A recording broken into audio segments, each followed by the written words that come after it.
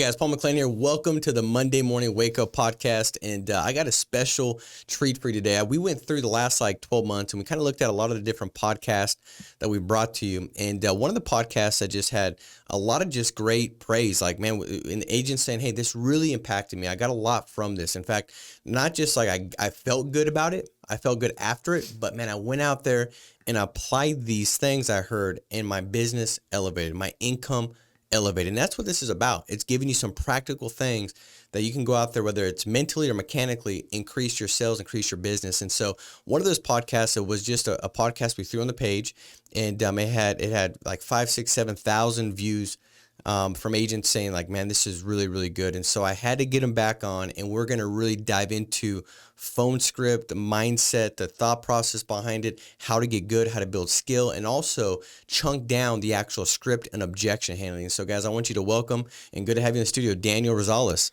Thanks, man. Appreciate it. Thanks for having me. Good to have you in here, bro. Good to be back. So dude, you've been doing this thing for how long now with Family First Life? I think about a little over 18 months. I think. So 18 months. Yeah. What did you do prior to Family First Life? I worked in the malls, the kiosks. So I was stopping people cold. I was the one that stopped your girl and tried to sell her hair straightener, some skincare. Hey, did you ever get a guy that was mad, get off my girl? Yeah, dude, I did. Early on, I did, and I was. Was that because you didn't know how to approach him? You were just getting after it? I think I just came off flirtatious when I'd stop the girl, and then he was there, and he's like, dude, and then he would pull her arm, almost I don't know. Let's go. Insecure, right? Yeah. Dude, I'm selling makeup, bro. Chill out. Hey, did you get better at have that happen less as you were in that career? Well, yeah, because I started kind of learning what to say, what not to say. So I would actually talk to the guy, and I'd be like, hey, man, you spoiling your girl today? And I would kind of talk to him, make him laugh, and then kind of say, and then go back to his girlfriend and try to get her to stop. Hey, so how'd you get good at that? Learn that? It's just repetition, man. It's just going through the process and messing up and seeing what didn't work and what did work, and then kind of just keep readjusting everything as I went through my pitch and everything. So the same thing as what we're doing? Yeah, same thing. Yeah, pretty much. Yeah, same exact thing, actually, because, as I went along when I first got started dialing, it was that repetition, also just finding out what worked, what didn't work, and just working on it every day, man. That's pretty much it. Dude, I think that's one of the biggest tips that I think I've heard on this podcast, and I don't want anybody to miss it. But dude, I saw that in you. You would be at the office, you didn't, the threshold of what you needed to know in order for you to do was very low. Mm-hmm. I think too many people, the threshold of knowing is set so high that they really just don't do. And I think that the biggest thing that kind of sets you apart from success is procrastination, right? I need to know more. And just like what you did at the kiosk is exactly what I saw you apply in this business, man. I don't remember having a bunch of calls or talks with you where it was Daniel, this is what you need to know, man. This is how you do it. Dude, you were there. I remember we were putting together the New Agent Boot Camp, and it was at the old office, and we were cutting a bunch of podcasts for that boot camp that we were putting out. And I look over through that window. Remember there's that big window? Yeah. And dude, you were always there working, and nobody else.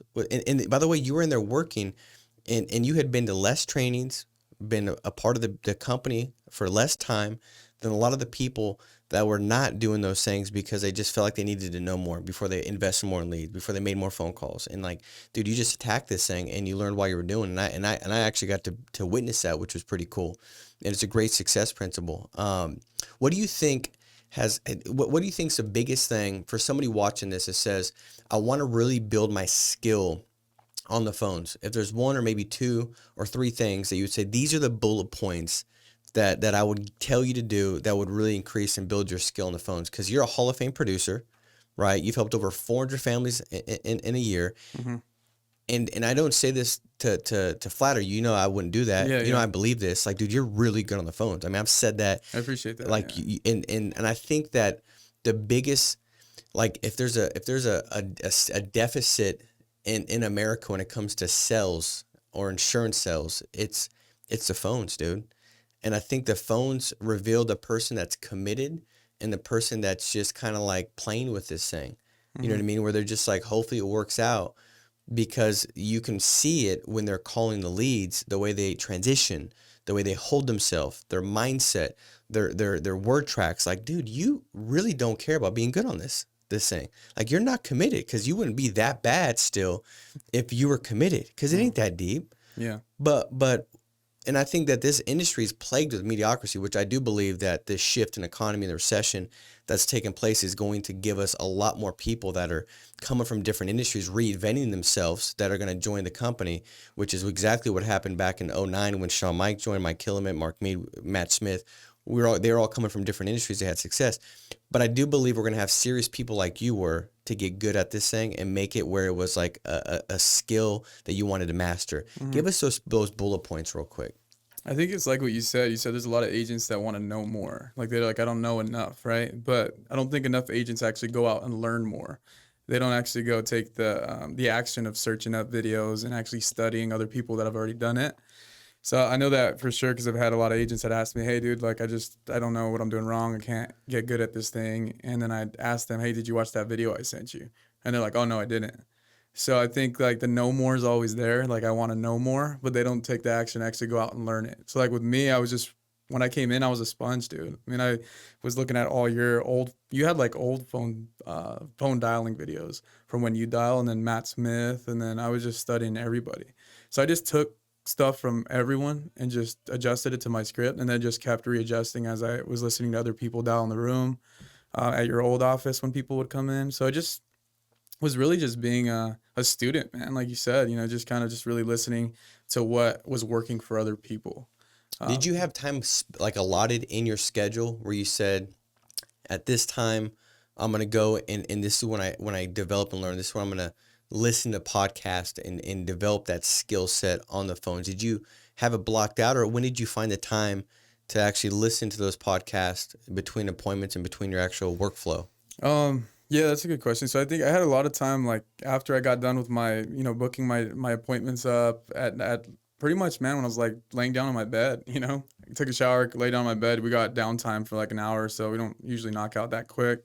So I was just on video to video, just wanting to just get better for the next dial day. So I would say whenever I had extra time, when I wasn't, doing anything with the family or, eating, I would be on my phone on YouTube, just searching stuff. So What helped you build that commitment? I was just obsessed, man. I just saw the opportunity. I just saw what other people were doing and all the bars that were being set. And I just felt like if they could do it, I could do it too. And there was no reason that I couldn't, as long as I just, learned as quick as possible, which that's what made me obsessed with just digging for more videos, asking questions. When I saw a top producer at an office, I'd right away ask him a couple questions. So I think just being kind of obsessed with the opportunity. I mean, if you could see what opportunity we have here and see how many people are changing their lives and their families' lives, then I think that's enough to drive you to go out and like look for the right information. So That's so good, bro. I mean, I think that like what's being talked about is the very thing that if somebody could increase their commitment, these other things might come. Like they're nothing's like, oh my God, like I never thought about asking a top producer a question. Like, dude, like that's or I never thought about like late at night watching podcasts. But dude, the crazy thing is that that's a commonality of the top people. By the way, in any area, in any field. What do you think the best basketball players are doing, dude? You don't think Kobe, LeBron, watch their interviews. Mm-hmm. What were they doing? They were like, dude, they were obsessed about it, right? They were obsessed about it. They were watching the game film late at night. When people were taking a lunch break and hanging out, Kobe's like, dude, I was in there taking more shots just to show him, like, dude, I'm getting after. While you're chilling, I'm getting that advantage. I'm getting that edge. And dude, that it's the same thing that plays out in this business. And so to me, it almost gets me to believe that if that stuff's not something you're doing, maybe it's just like you're not committed to it. Maybe you don't believe that you can do it. Maybe you don't believe that it's attainable. But guys, like, listen to what Daniel just said. Like, this isn't playing NBA.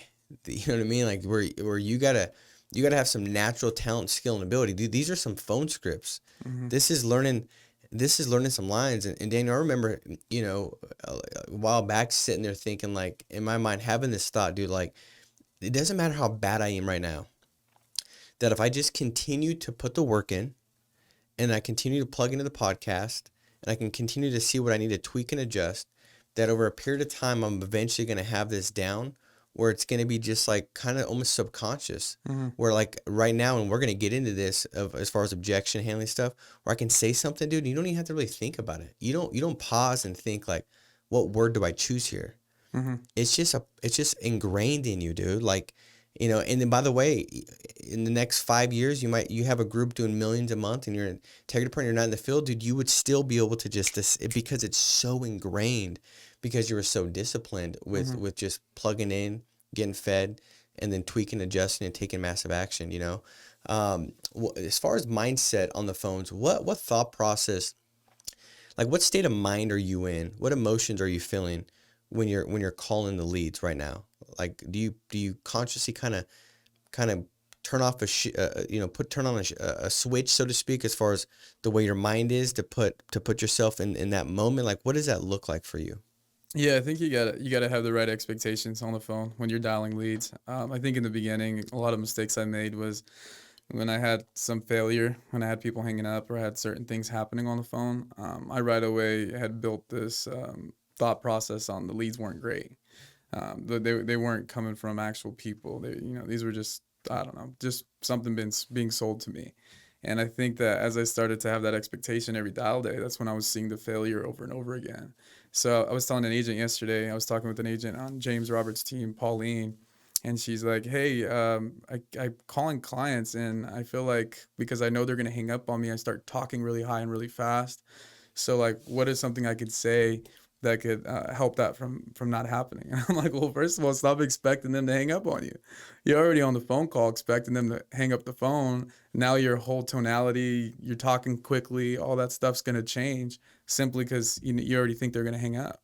So I think having the right expectations, getting into when you get on the phones, knowing that the people filled it out, they need our help, and people are just people. I mean, we're all the same way. Like if I fill out a form online, I'm gonna do the same thing, dude. Like I've filled out a form for car insurance before because the one I had, like, dude, the rate was ridiculous. Yeah. I got kicked off of Wawanesa. I don't know if you know Wawanesa. I do, dude. It's like a good company, right? And then they kicked me off because I had got some stop sign tickets. So I'm like, dude, I need better car insurance.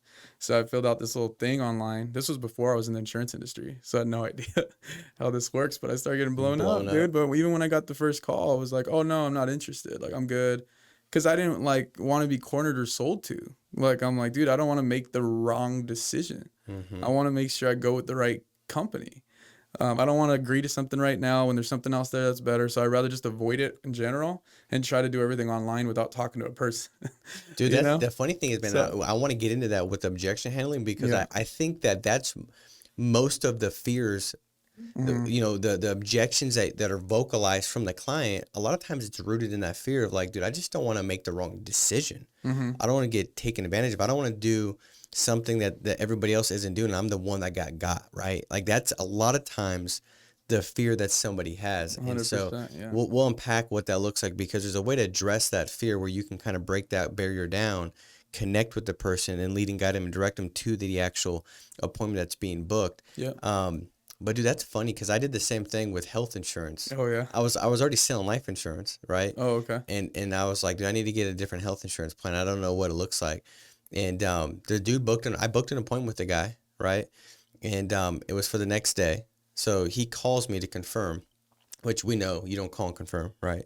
So he calls me and confirms, and dude, like I'm getting in the door from dialing, right? And I booked the appointment at 8 p.m. Right? I have nothing going on, dude. Like I'm just sitting on the couch hanging out, dude. Like it's Friday night. There's nothing going on. So I get in and he calls me at like 7:30, like, hey dude, just wanted to give you a call and confirm I'll be there for the appointment. And my response was, hey man, dude, tonight's just not good, dude. Dude, I was full of crap, bro. I was doing nothing. Dude, my wife wasn't even home, dude. She was out with the kids at my mother-in-law's house for her birthday party that I was gonna meet him at afterwards. Like I had nothing going on. You just didn't want to deal with it. I just was like, I'll just put it off. I'd rather just kind of just relax for a minute. But it wasn't a real objection. No, because you weren't doing anything. I wasn't doing nothing. It was a fake objection. It was fake, and he created it by his phone call and the way he handled the phone call too. Like, hey, just want to check with you that it's still good, dude. Actually, tonight's not going to work that good. Yeah. I mean, dude, like, and so, I mean, the poor guy, I mean, there's probably zero chance unless he learned from that he's in the business still. But that's sometimes what we do. Like, we create an objection. Think about like, and I love that you gave that example of Pauline, because the reality is like, it's so easy to find the evidence to support whatever verdict we come to and whatever story we're telling ourselves. So like when Pauline says, man, I just expect to get hung up on where this takes place or whatever, or when you said, I expect, I got objection, I expected, like, man, maybe these leads are not, they're coming from something that's not a real person or whatever. Yeah. Right. Like, dude, that story you tell yourself, it's easy to find evidence because there is leads where they'll put down like they're LeBron James. And you're like, oh my God, I'm calling LeBron. It ain't LeBron James, fool. Like they're messing. Dude, I had a lead that, this was actually last week. The lead was Michael Jackson. But I called it and I handled it like, and the guy's name was really Michael Jackson. Okay, nice. But I mean, right. Could have definitely. But sometimes they're not. Like they're made up. Yeah, like, I mean, how many leads have you called where you're like, the person legit, and I mean, who knows what happened? Maybe somebody went on and they just put down a made up number, and dude, that happens. Yeah. But what I'm saying is the crazy thing is when you're telling yourself that story, that happens a lot more times than it doesn't. Does that make sense? Like, because those shine brighter, and then you almost create the ones that would be a good booked appointment. You communicate in such a way where you get the wrong result that validates the fact that these leads are this way. You know what I mean? It's just like, it's confirmation bias is what happens. And that's probably the biggest thing I think that trips agents up, Daniel, talking about it, is they start having this belief that's really opposed to success. Like the belief of these leads are this, or the client is this. And you don't take accountability and responsibility and say, man, even if half of them were made up or whatever, which they're not, I can still go out there and be very profitable and book the other half. Like it's that shift where you start telling yourself the story that either leads to success or leads to failure, because you're going to find evidence both ways. It's like that. You ever bought a car? Yeah. When you buy your car, did you start seeing, you got a really nice Hyundai Sonata. And by the way, that's what made all my money, dude. I probably helped like 4,000 families in my Hyundai Sonata. Dude, I crushed it. I had that for, probably 5 years in the field. That was my car. When you got that car, did you see more Hyundai Sonatas than you used to see? I got that car because I drove a Hyundai Sonata when I took a travel trip to Dallas. And I was like, dude, this is a Hyundai. It's freaking nice. Yeah, Drives nice. But then I went and saw the N line and it was sporty, and I was like, oh, I gotta take a look at it. But when I did get in the car, I did start to see more Hyundais. That always happens, Yeah, that's the way it works. Yeah, that's the way it works. So it's like the reality is, as we get into the script, my last question I'll leave you guys with is what are you looking for? You know what I mean? Like what are you looking for? Like what's on your mind? Because if you're looking to say this lead is this, or this client's this, or I can't overcome that, or this situation, the client's young or too old or too whatever, you're going to get more of that. You're going to start seeing more Hyundai Sonatas. You're going to start seeing more of those cars, right? Yeah. Because you've chosen to get in and say, this is what I'm going to own. And because I own it, I see more of it. So let's talk about the script, dude. So you've now moved to like a hybrid approach. You went out and hit Hall of Fame face-to-face, right? And now you're actually making sales in the office downstairs as well. And by the way, I say that statement and it gets me thinking, like, if you're in a town or an area within an hour and a half, 2 hours, where you've got a Hall of Fame producer like a Daniel Rosales, and you're not going to the office, like, what are you doing? Oh, like, I mean, I love you, but your commitment level is never going to get you to success. If I'm going to be great at playing basketball, that's what I choose to make my career, and you've got Michael Jordan that's 2 hours away, and I say, well, dude, he's 2 hours. But he's gonna listen to me and say, hey, dude, don't do that. Or don't, dude, you messed up there. You got to pull. What? I would miss that. And that's the same thing. If you're making money for your family, phones is the biggest thing that if you got better at, you're going to make more money. And so the agents that are in this office, I can't tell you how many people I've had come up and said, dude, it's so great to be able to listen to Daniel. It's so great that he'll give us some feedback. It's so great to hear him because he's making a lot of shots. His shooting percentage is very high. He's a Hall of Fame producer. So if you're in any area, right, in work spots or whatever, and you're not plugged in and you think it's not a big deal, guys, come on. Let's don't head fake yourself. Get inconvenient. commit to going because it does make a difference. But let's talk about phone script. What lead types are you typically working? Are you working a blend, a lot of CRM? Like what are you calling I use internet 1 month, 3 month, and then I'll also buy direct mail from the CRM. And then I'll do, I haven't done Facebook in a little while, but mostly just aged internet, and then also So you do it all. Yeah, I really like aged mail and aged internet leads. Okay. Because I feel like not, I don't know. It's just been my preference lately. All right. Well, let's do that. Let's call an aged internet lead. So I'll be the client, you be the agent. Let's call I'm an aged internet lead. Okay. Ring. Hello, this is Paul. Hey, Paul. This is Daniel. I was just giving you a quick call regarding an open file we have here at our office. I'm just trying to get it closed out for you. Just to verify this is actually you. I had a 04/19/1956. Is that correct? Yep. Okay, and then I had your delivery address as 14683 Rock Trail Road in Apple Valley. Yes. Okay, awesome. So like I said, Paul, we're just trying to close this file out. It looks like the underwriter who was assigned to you about 3 months ago never updated the system. Do you remember who came out and helped you with your life insurance coverage about 3 months ago? Dude, I don't think anybody ever came out. Oh, man, Paul, I do apologize due to COVID and everything going on. We've been really backed up here at the office. We have a lot of these requests coming in. I'll go ahead and make you a priority since we missed you. And like I said, again, Paul, I do apologize. A lot of these requests slipped through the crack. But I'll go ahead and, like I said, make this a priority. So why don't you go ahead and grab a pen and paper, and we'll knock this out real quick. Okay, I'm ready. Okay, so first write down my name, Daniel. My last name's Rosales. That's Rosales. And then I'm required by the state to give you my license number. That's 407-6893. You got that? Yes. Can you go ahead and read that back to me? 406-793. That's 407-6893. Okay, perfect. You got that? Yep. Okay, I'm going to go ahead and send you over a link from the Department of Insurance so you can look me up, as well as a picture of my credentials. So let me know when you get that on your phone. Okay, I got it. Awesome. Okay, so go ahead and validate me real quick now while I pull up these options for you. Let me know when you're finished, okay? Okay. Okay, and then I'll go into the underwriting with you basically and just, okay, I'll tell you who I am. That's doing a telesale. That's going into the telesale from a 3-month-old or a 1-month-old. So it's about, I got a file to close out, and I got that everybody wants their file closed. Like, hey, I'm just calling you real quick to close out a file. And just to verify this is you, then validate the info. And then when you're validated, I just try to figure out who came out and helped you 3 months ago. Dude, that's so good, bro. Yeah. I want you to identify whoever came out is with me. I mean, so that's one of the best lines I think I've heard, and I've not heard it that way. First of all, when you say I want to confirm your delivery address, I want everybody to catch that. Like, you say delivery before address intentionally, right? Yeah. Because it makes them think that you're coming out, you're going to deliver it to them. Deliver something. Yeah. And so everything that you're doing, dude, like I'm paying, dude, it's so good.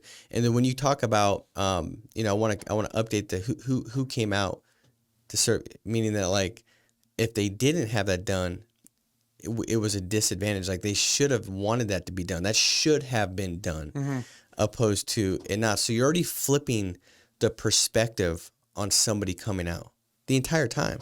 And see, that's the ticket, guys, is that when you're calling this lead, it could be 1-month-old, 3-month-old, 3 year. It doesn't matter. Their interpretation of who you are, Daniel, when you pick up that phone, when they say hello, dude, you can't change that. They could think that like, dude, this guy's like the other guy. Or and a lot of times they're seeing you from what they've experienced in the past from a phone call conversation that kind of started out that way, or they didn't know who you were. But the moment that they start engaging in conversation, that's where you get to start to change their interpretation of how they see you and how they see what you're selling them. And dude, you did that quick. I mean, instantly I'm thinking like, dude, like I missed a boat. Like somebody didn't come out. They're supposed to come out, and then now you're doing them a favor, and then you apologize because you're going to do them a favor. And you're like, dude, I apologize. They slipped through the cracks. That's why they've reassigned me as a manager to get this out for you. And when I used to use that, I would go out in person. But now that I'm doing the phone, now I say grab a pen and paper. So you can use it both ways like we talked about. Like going out, hey, I'm going to be in the area tomorrow. I'll go ahead and get this to you. So either way would work well if you're doing telesales or if you're doing it in the home. I love that, dude. So the psychology behind that is really kind of making them feel like they've missed out on something. Right. Or the other response, because you could have said, I don't remember his name. So I have another response for that. Okay, let's do that. So I don't know who came out. I can't remember who the guy's name was. Okay, it was a guy that helped you though? It was, yeah. Did he do this for you over the phone or was this in person? He came out. It was in person. He came out? Okay, perfect. So no worries. So my job's just to update the system since he didn't complete it. So how much coverage were we able to get you approved for?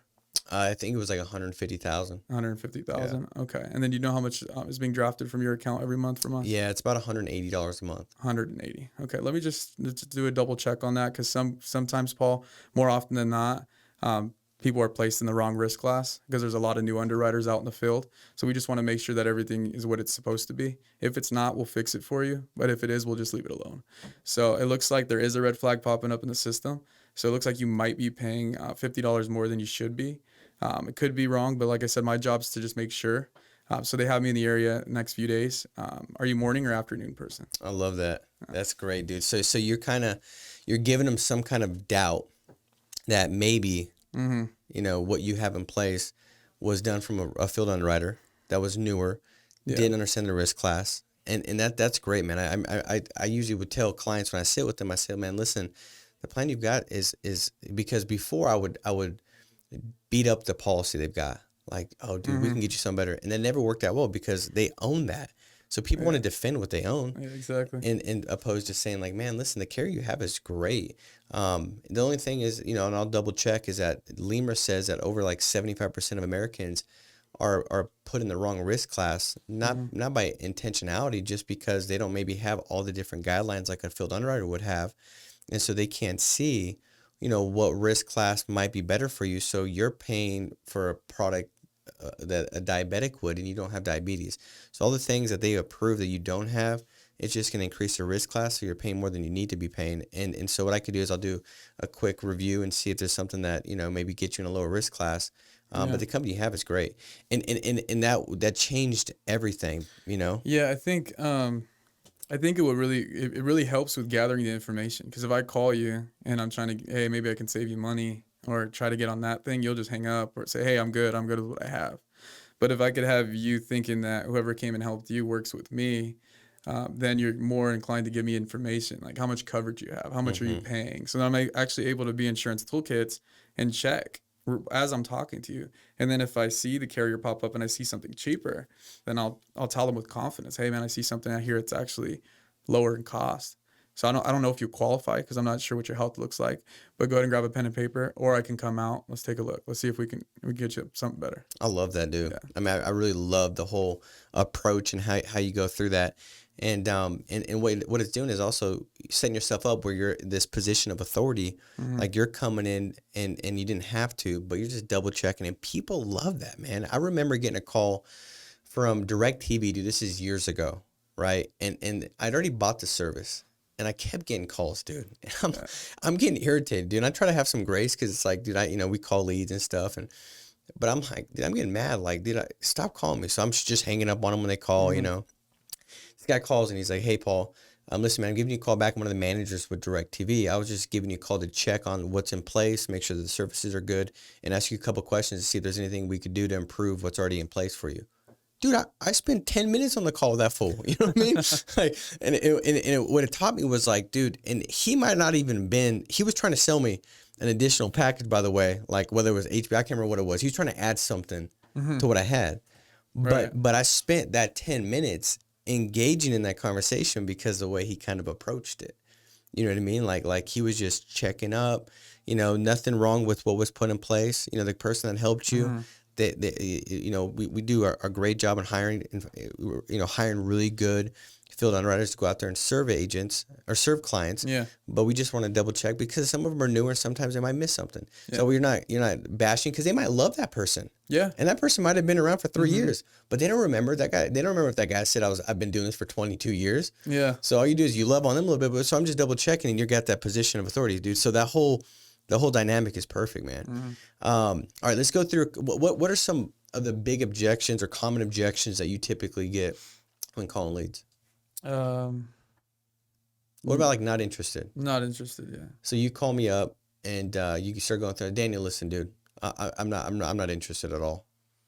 Yeah, I completely understand why you wouldn't be interested, Paul, because I'm assuming you've had more phone calls regarding this, and you probably received a lot of pricing that was out of your budget, or you didn't think you'd qualify. I'm actually just a field underwriter, so I'm not a sales agent. So my job's not to sell you any insurance. My job's just to go over your health and provide you with the options that you originally inquired about. So that looks like they got me in your area tomorrow and Wednesday. I won't have a whole lot of time because I have a lot of people to go out and get this to, but I can probably put you in either in the morning or the afternoon. What usually would work better for you? All right, dude, that was beautiful. So do you ever get people that, like, dude, when you're talking, I just like you.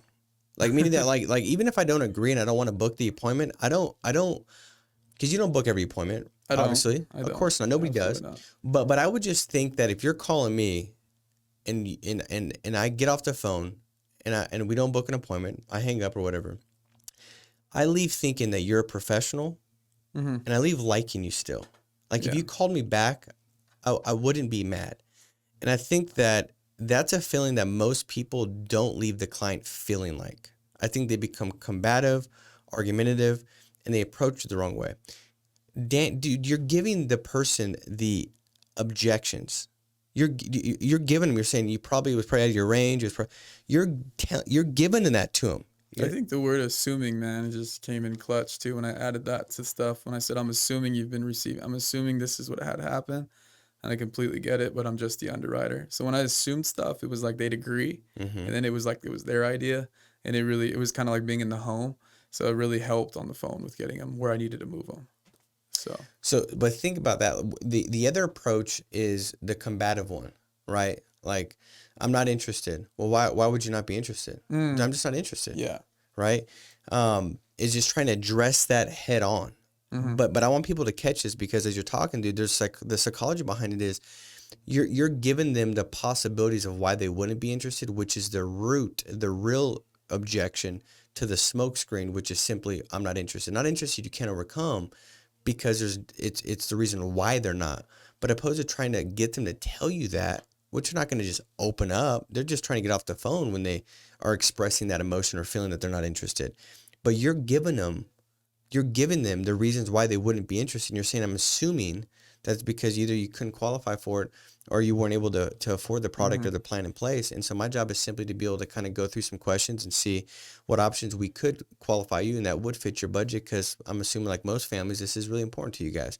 But before we get ahead of ourselves, let me verify the information. You're giving them that. Yeah. Also, a big That's tip. such a big deal, I dude. think, like, the best tip I can give too is that when I worked in the mall, when I sold skincare, I would say I was an esthetician. So I used the camouflage so that way they wouldn't think I was selling them product, right? And that worked really well. Even when I sold hair straighteners, I told them I was a hairstylist. When I sold makeup, I told them I was a makeup artist. But what we do, we're an underwriter. So I think that camouflage, if we can't forget that on the phone call, because we do underwrite, but that's such a good camouflage to keep the client from not thinking that you're just trying to sell them insurance. Yeah. So I always go back to, hey, I'm just the underwriter. I'm actually not the sales rep. And then they're like, oh, okay. And they kind of switch. So I think making sure you're putting on that camouflage when you're on the phone and in the home is gonna get you a lot of success. Well, dude, to me, everything that you're communicating is getting me, like, if I came into that call thinking that you're a salesperson, which, by the way, every single lead you call, that's what they would think. I mean, when's the last time somebody called them that they didn't know and there wasn't a sale taking place? Telemarketer or salesperson, yeah. But dude, you do such a good job that, like, you start to get me to see you as a field underwriter, like as somebody that's different than what I'm opposed to, maybe on the phone, because of what typically that phone interaction looks like when it comes to somebody calling me that I don't know. You do such a good job in, like, getting me to quickly see you as something different than that.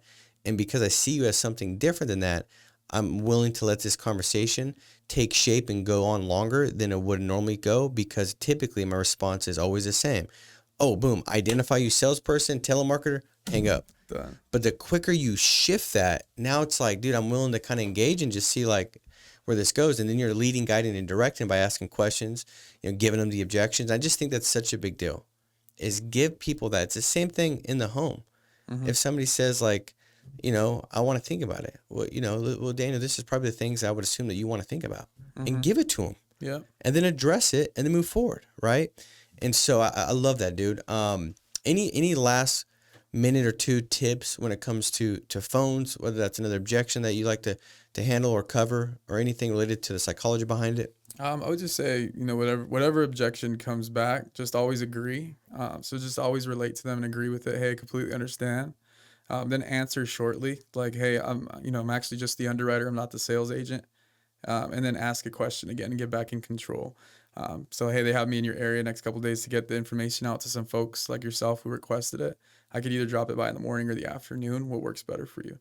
Or go ahead and grab a pen and paper so I can get you this information. It takes 5 minutes. Let's go ahead and just take care of this. So I think making sure if you can stick with that structure of, agreeing with them, answering, and then asking a question, the 3 A's, then you're going to be fine. Do it again. Agreeing. Yeah, you just want to agree with them. You want to answer shortly, and then you want to ask another question. Love it, dude. Yeah, I think that'll help. And then have enough leads on dial day. Take the emotion out of dialing. If you dial a stack of 30 leads, you're going to have a lot of emotion on dial day, and it's not going to go good. So I'd say make sure if you don't have the budget to spend a lot of money on a lot of different lead types, get H leads. I'm a Hall of Fame producer. I work 3-month and 1-month-olds from the CRM. So grab those, grab a bunch of them, grab 100, 120, and just go to work. Well, dude, or this is the one thing I tell you to that, to be just very honest with you. If you don't have enough money for leads, you're not committed. Yeah. Dude, I'm just telling you. And now, because you have a friend or a family member or somebody that you bump into, everybody needs life insurance, Yeah. And Yeah, so that's true. I think that's a big part of it too. When somebody's buying that, it's another thing of like, I don't have enough money for leads. Well, dude, I don't think many people roll into this thing with a ton of money, but the ones that have enough money for leads, they go out and they help a couple of friends and family, right? And most businesses, think about a lot of IMOs, their whole structure is no leads, and yet the person will go out there and make some sales. They'll make a little bit of money, and then it fizzles out because they have to go recruit to get more leads from the friends and family. So it just doesn't work, right? But in the first week or two, they can make money helping the friends and family that need life insurance that are willing to meet with them. You're the same way. We have leads. And if you're like, Paul, I need money to invest in leads, who do you need to talk to? I wonder, who must you call today that you should have a conversation with to write them a policy and create some lead money, right? Yeah, absolutely. Just don't buy just 20 Facebook leads. Yeah. Starting out, and then you spend 400, 500, 800, whatever, even if $1,000, but you only have a small little bit of leads, because at the end of the day, volume is going to be quality. I agree. You have more people to call. So yeah, then the no's don't matter so much because you're like, slide on over. I got a stack of them, right? Exactly. Dude, I think there's been so much meat to this podcast and phenomenal things that are not just mechanical. We got a lot of mindset stuff wrapped within this as well. But a lot of phrases and rebuttals, the 3 A's, man, I love that. I've never heard that. I always would do like the feel, felt, found process. It's kind of how my mind, I didn't do exactly with those words, but it reminded me to connect, to relate, and then move, right? I understand how you feel and then go from there. But these are the things that, if you kind of have these concepts in your mind, you'll and you can work from that framework. The words and what you say in the word tracks, it doesn't have to be perfect, but if it's framed correctly, it'll still build up towards that sale or that appointment being booked like you desire. Daniel, let me ask you this, because I've never asked you this, and I think this is something that I'm curious of. Have you done any kind of like sales workshops or mastermind? Have you been a part of it and spent money on doing different things to increase your ability to sell, whether that's programs or mastermind classes or courses, or have you done anything like that before? In the past, I did do a few things. What'd you do? I did Grant Cardone's his Cardone University. Okay. Tried it out. It was kind of aged material, but I just try to connect in any way that I can get better. I learned a couple of things from there, but really just YouTube, man. There's so much free information, dude. I go on YouTube and I just search something and I'll type in, even with FFL now, how much training we have. I'll literally type in an objection or something, but FFL, and then I'll go to an in-home video or phone. It's just so much stuff. So I always tell agents that just go on your Google search bar, go on YouTube. There's so much free stuff. You don't have to get hung up on, I got to buy a course. Or dude, just go on YouTube. It's not that deep. I love it. But you definitely have invested in yourself. Oh, yeah, man. absolutely. Yeah, it's not a bad idea. And you can see it, and so for everybody on here, it's like, what does that look like for you? What's your personal growth or business growth regimen look like? And I think that something that I would give you, maybe a habit that if we said, hey, this is a weekly habit to focus on, I would say put in your schedule, block out an hour or 2 or 3 hours throughout the week. There's 168 hours in a week, right? And so even if you might be like, Paul, you don't understand, dude. I'm busy, bro. Like I got things going on, dog. Like I don't got the time. I promise you, if you put the time in, everything else will work its way out. It's just the way it works, man. Yeah. Like time is fleeting. So if you don't structure your schedule and plan it and take control of it, oh dude, your schedule will take control over you, right? And you'll all of a sudden be left a lot less efficient and effective in everything that you're doing. Plan out some hours. You could say, dude, Daniel's so good. Like I don't know if I could do this thing now because look how good he is, right? Now, be clear. I remember thinking that when I would listen to some people like, dude, they're so good. There's a process, a system you can put in place to develop that and get good. It's not that deep. It's a script. But to understand why you're saying it and why you're saying what you're saying is a big deal, invest in yourself. Block out time each week to put in your schedule, to go on YouTube, to find some content, to take some notes, to think about how do I apply this to my business as you're watching it. Take notes and create notes. Okay, this makes sense. How do I translate this? Which is what you said. Like it was kind of antiquated information. It was kind of outdated, but the concept made sense, and I was able to say, okay, I can put this in here with this word in this phrase, and this would accomplish that concept, and it did. Because dude, everything you said, I'm like, dude, this is good. Like it is that good, and so. Dude, I appreciate it, man. Thank you, man. I appreciate you having me on. Yeah, thank you for being on, dude. This really made a difference. I guarantee for the entire sales force, and I would just implore you guys watching today to share this. Maybe there's somebody that missed this one, and they're not going to see it because they just forget about it. Another one comes up or another podcast pops up on the YouTube algorithm. Share this so that way they can see it, because this might be the very podcast where I know that you've got one, I've got one, where I could say that there got me to elevate my business 10x. Like if I didn't hear that message when I needed it at the timing, I wouldn't have been able to go out there and start to overcome those objections and get past that. Right. This, I believe, will be that for many, many people. So make sure to share, subscribe, like, comment below. Casey's about to hop up on this thing, and he's going to talk about the 4 winners that will win the $250 in lead credit. And one of the things that I really do get excited about is all these different locations when I'm out doing meetings. How many people, Daniel, which is pretty, I didn't think this was going to happen, but they'll come up and they'll say, dude, I won the lead credit and I took that money, invested in my business, and I had my biggest week yet. Dude, it happens all the time, which is pretty cool. Yeah, that's cool. And so hopefully that's you this week. So make sure to comment below, guys, and make it a big week. Be strong, stay steadfast, and we'll talk to you soon. Take care. Bye-bye.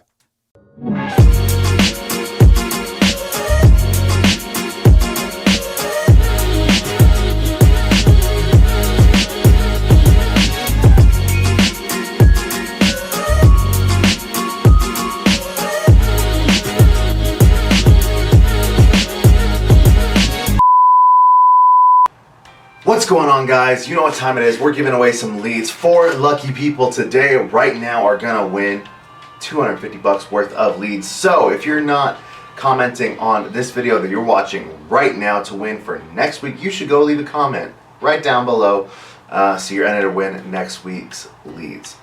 Guys, let's see who won this time. Our first winner for $250 worth of leads is Oliver Montenegro. 2 of the best in the business. Our second winner is Jonathan Alvarez. Thank you so much for this video. Our third winner is